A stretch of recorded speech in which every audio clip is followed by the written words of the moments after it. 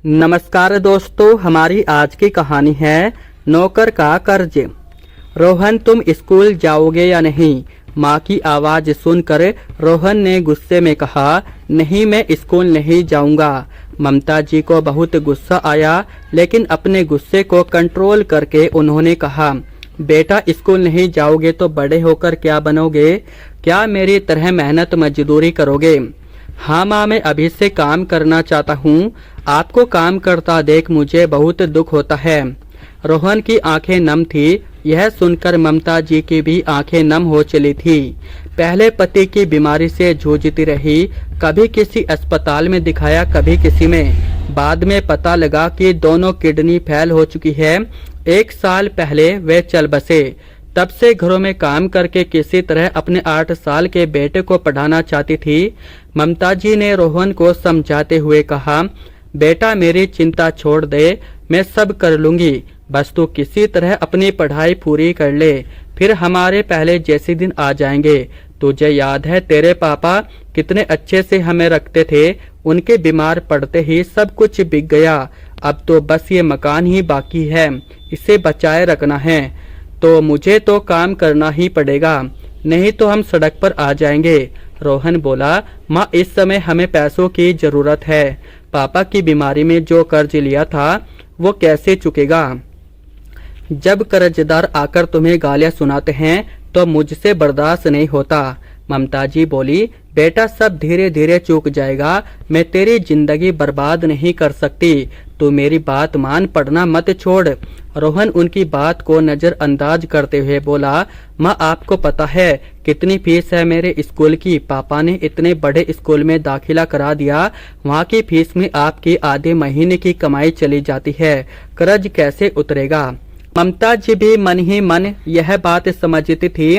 उनकी हैसियत नहीं थी अब उस स्कूल में पढ़ाने की, लेकिन उन्हें याद है उनके पति ने कैसे भाग दौड़ करके रोहन का एडमिशन करवाया था। उनका सपना था कि रोहन पढ़ लिख कर बड़ा आदमी बन जाए। जब तक राजू जी जिंदा थे, ममता जी को कभी किसी बात की कमी नहीं होने दी। घर में हमेशा पार्टियां होती रहती थी, कभी कोई मेहमान, कभी कोई, हमेशा आते रहते थे। उनके स्वागत सत्कार में ममता जी को बहुत खुशी मिलती थी। ऐसा लगता था जैसे वो एक बड़े से परिवार के साथ रहती है। सब लोग उनका हालचाल पूछते, लेकिन जब से राजू जी बीमार हुए, धीरे धीरे सबने किनारा कर लिया। जहाँ तक कि जब राजू जी ने प्राण छोड़े, वहाँ ममता जी और रोहन के अलावा कोई नहीं था। एम्बुलेंस घर आई तब कुछ पड़ोसियों ने मदद की और उनका अंतिम संस्कार किया। उस दिन से आज तक उनका एक भी करीबी रिश्तेदार उनसे मिलने नहीं आया। हाँ, एक दूर के रिश्तेदार ने कई बार मकान खरीदने की बात की, लेकिन ममता जी ने उसे फटकार दिया। दोनों माँ बेटे एक दूसरे को समझा रहे थे, तभी दरवाजे की घंटी बजी। ममता जी ने गेट खोला तो सामने एक बुजुर्ग व्यक्ति खड़े थे। तुम ही राजू की पत्नी हो? उन्होंने भारी सी आवाज में पूछा। ममता जी को कुछ समझ में नहीं आया तो उन्होंने कहा, जी मैं ही हूँ, लेकिन आप कौन हैं और इन्हें कैसे जानते हैं? बेटी, क्या मैं अंदर आकर बैठ सकता हूँ?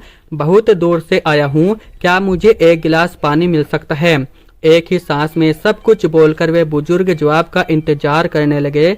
ममता जी ने कहा, हाँ हाँ, आप अंदर आइए, बैठिए, मैं आपके लिए पानी लाती हूँ। ममता जी के जाने के बाद बुजुर्ग सामने पड़ी एक पुरानी सी कुर्सी पर बैठ गए। रोहन से बात करते हुए उन्होंने पूछा, बेटा, कौन सी क्लास में पढ़ते हो? जी 3rd में। इतना कहकर रोहन चुप हो गया। ममता जी पानी लाई। पानी पीकर बुजुर्ग ने कहा, बेटी, यहाँ बैठो, मेरा नाम बलबीर सिंह है, तुम्हारे पति मेरी ही कंपनी में काम करते थे। बहुत छोटी उम्र से उन्होंने मेरे यहाँ नौकरी कर ली थी। धीरे धीरे उन्होंने मेरा विश्वास जीत लिया। मेरी कंपनी की सारी जिम्मेदारी वे अकेले संभाल रहे थे। इसी बीच मेरी तबीयत खराब रहने लगी, फिर मेरे बेटे ने कंपनी संभाल ली। मैंने अपने बेटे से कहा था, बेटा, राजू जी को कभी कोई परेशानी नहीं आने देना। मैंने कंपनी आना छोड़ दिया। अपना इलाज कराने के लिए मैं विदेश चला गया। अभी 1 सप्ताह पहले ही वापस आया हूँ तो पता चला राजू जी नहीं रहे। मुझे बहुत अफसोस है। जिस आदमी ने मेरी बीमारी में भी मेरी कंपनी को डूबने नहीं दिया, उसके अंतिम समय में मैं उसका साथ ना दे सका। मेरे बेटे ने केवल 1 महीने की सैलरी देकर आप लोगों को अपने हाल पर छोड़ दिया। काश मैं यहाँ होता तो उनका ढंग से इलाज करा पाता। यह कहते कहते वे रुक गए और कुछ देर के लिए खामोश हो गए। ममता जी ने कहा, जी सेठ जी, वो आपके बारे में बहुत बात करते थे। माफ कीजिएगा, मैंने आपको पहचाना नहीं। वैसे भी होनी को कौन टाल सकता है। उनकी दोनों किडनी फेल हो गई थी। डॉक्टरों ने जवाब दे दिया था। बलबीर सिंह जी ने ममता जी की ओर देखा और कहा, नहीं बेटी, मैं राजू का गुनहगार हूँ। मैं होता तो उनका अच्छे से इलाज करवाता। खैर, अब जो हो गया उसे तो नहीं बदला जा सकता। अब तुम चिंता मत करो। राजू की सैलरी जब तक तुम्हारा बेटा 18 साल का नहीं हो जाता तुम्हें मिलती रहेगी। कल मैं रहूं या न रहूं, सैलरी तुम्हारे खाते में आती रहेगी। अपने बेटे को खूब पढ़ाओ। राजू के सारे काम तुम पूरे करो। यह सुनकर ममता जी रोने लगी। रोहन की आंखों से भी आंसू बह रहे थे। ममता जी ने कहा, सेठ जी, आपकी बहुत मेहरबानी। भला कौन ये सब करता है।